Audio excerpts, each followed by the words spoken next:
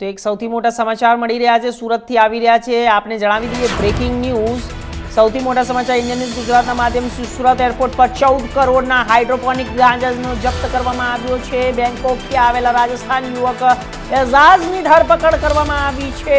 Custom checking દરમિયાન બેગમાંથી 14 કિલોનો ગાંજો મળી આવ્યો। ડીઆરઆઈની બાતમી આધારે એરપોર્ટ પર કાર્યવાહીની સફળ કામગીરી। યુવકના બેગમાંથી 14 કિલો પ્રતિબંધિત નશીલો જથ્થો મળી આવ્યો છે।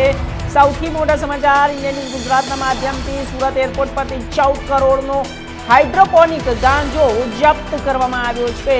બેંકોકથી આવેલા રાજસ્થાનના યુવક એઝાઝની ધરપકડ।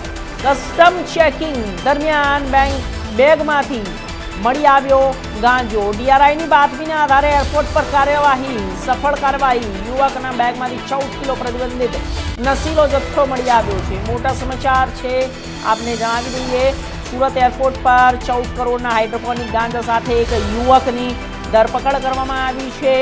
યુવકનું નામ છે એઝાઝ અને રાજસ્થાનનો રહેવાસી છે। કસ્ટમ ચેકિંગ દરમિયાન બેગમાંથી 14 કિલો ગાંજો મળી આવ્યો।